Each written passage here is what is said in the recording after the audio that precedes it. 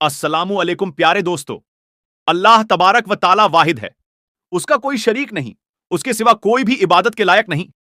हुजूर अकरम सल्लल्लाहु अलैहि वसल्लम ने इरशाद फरमाया, जब कोई भी मुसलमान इस बात की गवाही दे दे तो उस पर जहन्नुम की आग हराम हो जाती है। अल्लाह ताला आधी रात को 7वें आसमान पर जाकर आवाज लगाता है कोई रिज्क मांगने वाला, मैं उसे रिज्क अता करूं। है कोई मुझसे शिफा मांगने वाला, मैं उसे शिफा अता करूं।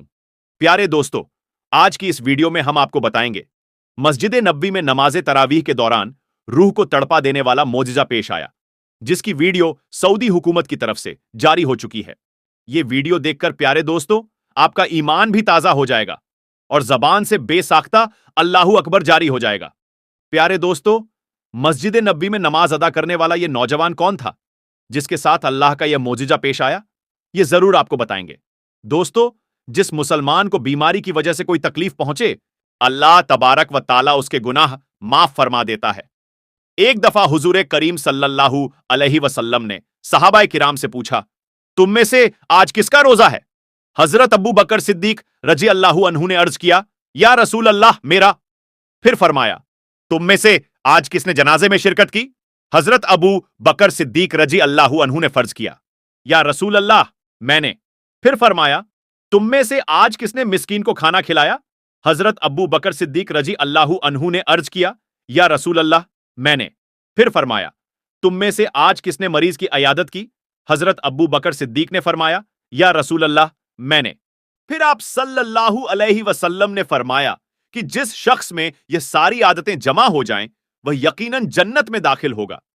प्यारे दोस्तों, आमिर 25 साल का एक नौजवान, मां बाप का इकलौता बेटा और 5 बहनों का अकेला भाई था। यह नौजवान इंतहाई ज़हीन, समझदार और नेकोकार था, मगर गलत सोसाइटी की वजह से यह बुरी आदतों में पड़ गया। आमिर के वालिदैन मिडिल क्लास से ताल्लुक रखते थे। आमिर के वालिद की परचून की दुकान थी। आमिर के वालिद भी नेक और 5 वक्त के नमाजी थे। मोहल्ले के तमाम लोग आमिर के वालिद की न सिर्फ इज्जत करते, बल्कि उसी की दुकान से घर की तमाम चीजें खरीदा करते थे। घर के लाड़ प्यार ने आमिर की आदतों को खराब कर दिया। यह मैट्रिक की बुरी सोसाइटी का शिकार हुआ। कॉलेज में पहुंचकर उसने अपने वालिदैन की नाफरमानी की इंतहा कर दी। यह बुरे दोस्तों में बैठकर शराब का आदी हो गया। रात को घर लेट आता। वालिदैन अपने बेटे की वजह से इंतहाई परेशान थे।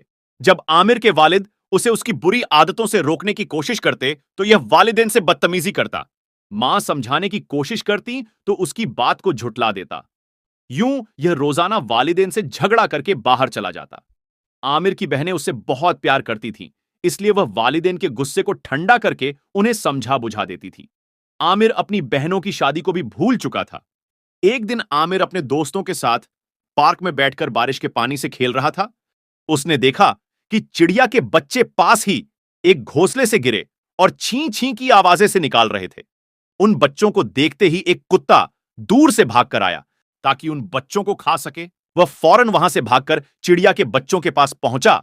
उसने चिड़िया के बच्चों को उठा लिया और घर जाकर उनको सुखा किया और ठंड से बचाने के लिए उनको एक गर्म जगह पर रख दिया। कुछ दिनों के बाद जब बारिश का सिलसिला थमा तो उन बच्चों को उसी पेड़ के घोंसले के ऊपर छोड़ दिया। प्यारे दोस्तों, इस वाक्य के बाद आमिर की जिंदगी बदल गई और उसके पेट में दर्द रहने लगा। जब डॉक्टर को दिखाया गया तो पता चला कि उसे मैदे का कैंसर है। घर वालों पर यह खबर पहाड़ की तरह टूट पड़ी, जिसने सब घर वालों को रेजा रेजा कर दिया। आमिर अब जिंदगी से मायूस हो चुका था। उसने बुरे दोस्तों की सोसाइटी को खत्म कर दिया और 5 वक्त की नमाज अदा करना शुरू कर दी। उसके वालिदैन भी उसकी हालत देखकर मजीद परेशान रहने लगे।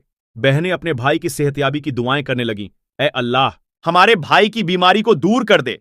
ऐ इंसानों के पालने वाले, शिफा अता फरमा, तू ही शिफा देने वाला है। तेरे सिवा कोई भी शिफा अता नहीं कर सकता। ऐसी शिफा दे जिसमें मर्ज बिल्कुल बाकी ना रहे। आमिर के पेट में दर्द दिन ब दिन बढ़ता चला गया। उसे इलाज से भी आराम ना हुआ।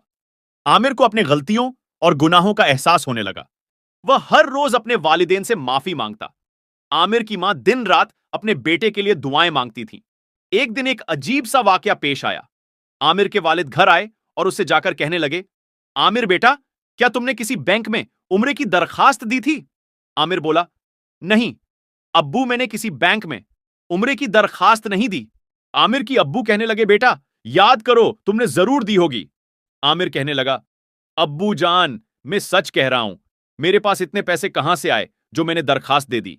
कुछ दिनों के बाद आमिर के दोस्त का फोन आया। उसने कहा, मैंने तुम्हारे लिए उम्रे का वीजा और टिकट भेजा है, तुम उम्रा अदा करने के लिए मेरे पास सऊदी अरब आ जाओ। मैंने तुम्हारे बारे में एक इंतहाई परेशान कुन ख्वाब देखा है कि तुम जंगल में बीमार पड़े हो जबकि शेर तुम्हें खाने की कोशिश कर रहे हैं। मैंने जब एक आलिम से तुम्हारे ख्वाब के बारे में पूछा तो मुझे पता चला कि तुम बीमार हो और तुम्हारी बीमारी जानलेवा भी हो सकती है। तुम इस तरह करो कि मेरे पास आकर उम्रा अदा करो और अपनी रिपोर्ट्स भी साथ लेते आना, किसी अच्छे डॉक्टर को दिखा देंगे। प्यारे दोस्तों, यह 20 मई 2022 की बात है। आमिर यह सोचते हुए उम्रा अदा करने के लिए खाना काबा पहुंच गया कि यह मेरी जिंदगी का पहला और आखिरी उम्रा है। उसके बाद पता नहीं मौका मिलेगा या नहीं, इसीलिए मैं वहां जाकर दिल खोलकर अल्लाह की इबादत करूंगा और अल्लाह से अपने गुनाहों की माफी मांगूंगा। प्यारे दोस्तों, आमिर खाना काबा पहुंच गया। खाना काबा पहुंचकर रो रो कर अल्लाह से अपने गुनाहों की माफी मांगता रहा। उसने उम्रा अदा किया। उसके दोस्त ने डॉक्टर को जब रिपोर्ट चेक करवाई तो डॉक्टर ने कहा, उसे लास्ट स्टेज का कैंसर है और यह सिर्फ 2 महीना का मेहमान है। आमिर का दोस्त भी डॉक्टर की बात सुनकर परेशान हो गया, मगर आमिर के दोस्त ने उसे कुछ न बताया। उसके बाद आमिर मदीना में चला गया। एक दिन वह नमाज़े तरावीह पढ़ने के लिए मस्जिद गया तो उसे इमाम साहब के पीछे ही जगह मिल गई। इमाम साहब ने जब कुरान पाक की तिलावत शुरू की तो आमिर पर रक्त तारी हो गया। तिलावत सुनकर वह रोता जा रहा था। उसका दर्द बढ़ता जा रहा था। उसे महसूस होने लगा जैसे आज उसकी जिंदगी का आखिरी दिन है। वीडियो में आप लोग आमिर की हालत भी देख सकते हो। वह दर्द की वजह से झुक रहा है। फिर एकदम से उसका दर्द खत्म हो गया। आमिर ने 10 दिनों में मस्जिद नबवी में खूब इबादत की और उसके बाद वो पाकिस्तान आ गया। पाकिस्तान पहुंचने के बाद उसे कभी भी दर्द ना हुआ। जब डॉक्टर को चेक करवाया गया तो पता चला कि आमिर को कैंसर था ही नहीं। घर वालों को जब खबर का पता चला तो उनकी खुशी की इंतहा ना थी। एक दिन उसने ख्वाब में देखा कि 2 चिड़िया अल्लाह के हुजूर उसके लिए दुआएं कर रही हैं। ऐ अल्लाह, इसने हमारी जान बचाई है, अब तू इसकी जान बख्श दे। वो ख्वाब से हड़बड़ाकर उठ बैठा और सोचने लगा कि मैंने एक छोटी सी नेकी की, अल्लाह ने उसको मेरी बीमारी में शिफा बना दिया। प्यारे दोस्तों, अल्लाह तबारक व ताला गफूरुर रहीम है। वह तो माफ करने के बहाने ढूंढता है, बस हमें मांगना ही नहीं आता। अल्लाह ताला 70 माओं से ज्यादा प्यार करता है। वह किस तरह चाहेगा कि हमें जहन्नुम में फेंके। अल्लाह ताला फरमाता है, ए मेरे हबीब, आप बंदों को बता दीजिए कि मैं ही बड़ा बख्शने वाला, निहायत मेहरबान हूं। प्यारे दोस्तों, 7 ऐसे लोग हैं जिन्हें अल्लाह अपना सायाए रहमत नसीब फरमाएगा। पहला, आदिल हुक्मरान। दूसरा, ऐसा नौजवान जिसके जवानी अल्लाह की इबादत में गुजरी हो, ऐसा शख्स जिसका ज्यादातर वक्त मस्जिद में गुजरा हो। ऐसे 2 लोग जिनकी आपस में मोहब्बत सिर्फ अल्लाह की वजह से हो। ऐसा शख्स जिसको एक खूबसूरत औरत बुराई के लिए उभारे मगर वह कहे कि मैं अल्लाह से डरता हूं। और ऐसा शख्स जो खुफिया तौर पर सदका देता हो। और ऐसा शख्स जिसने तन्हाई में अल्लाह को याद किया हो और अल्लाह के खौफ की वजह से उसकी आंखों में आंसू आ गए हो। प्यारे दोस्तों, अल्लाह तबारक व ताला से दुआ है कि अल्लाह पाक हम सबको नेकी के रास्ते पर चलने की तौफीक अता फरमाए। आमीन सुम्मा आमीन।